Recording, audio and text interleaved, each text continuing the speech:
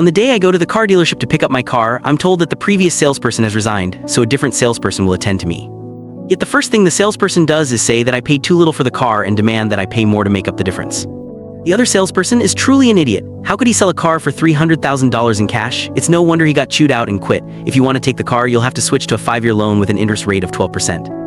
I'm rendered speechless as he blatantly tries to extort me.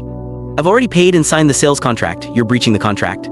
The salesperson scoffs. So what? The car is with us anyway. If you're not going to pay the difference, don't even think of taking the car with you. Can't help but chuckle. I calmly pull my phone out of my suit pocket. Walter, place Mr. Paul Rowland's loan application on hold for now. He's earning big bucks for his business. It seems like he doesn't need it anymore. When I ended the call, the salesperson in front of me had an extremely arrogant look on his face. Oh, you're even calling my boss by his name, huh? Quit the freaking act. I'll make it clear right now. Until you pay the full amount, it'll be of no use even if you called God himself.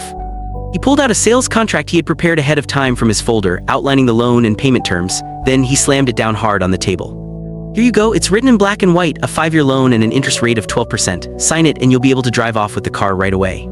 I picked the contract up and scanned it briefly. Then I tapped my finger on the loan repayment schedule on the final page. The principal was $300,000. Over 5 years, the interest alone added up to almost $180,000, which was over half the principal amount. 5 years of interest amounts to almost $180,000. I looked up at him, my voice frosty as I continued, your interest rate is almost like a loan shark's. Upon hearing that, not only did the salesperson remain calm, but he also let out a mocking laugh, crossing his arms. Loan shark, what do you even know about the law? This is a proper contract, everything's laid out clearly and agreed to voluntarily. How is this anything like a loan shark's terms? We've been running this car dealership for years. Did you think that we're afraid of you taking us to court? He leaned forward slightly and lowered his voice. Also, guess what? My boss isn't like just any other person in the city. Go ahead and sue us. Sue us all you want. I'd like to see which one of us can afford to drag it out. He tilted his chin up, giving me a sidelong glance as if he were certain his victory was guaranteed. The contract is right here. Are you going to sign it or not? Hurry up and decide. All of a sudden, police sirens blared at the entrance. The salesperson's face fell instantly. You even called the cops.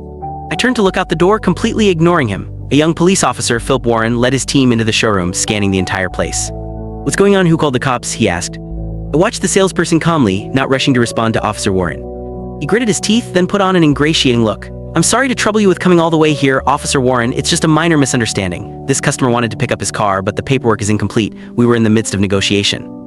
Officer Warren raised his hand, putting a stop to the salesperson's attempt to ingratiate himself. In a neutral manner, he asked, what were you negotiating? Explain things clearly. Hear me out. The salesperson pointed at me with a completely helpless expression and said, this man came and made a reservation for a car before, but he didn't sign a contract at the time to finalize the sale. Yet he now insists on taking the car. He's putting us in a tight spot as well. I finally spoke up, my voice calm. Officer Warren, I paid $300,000 in cash and signed a contract in black and white. Click the link on the homepage to watch the full follow-up for free.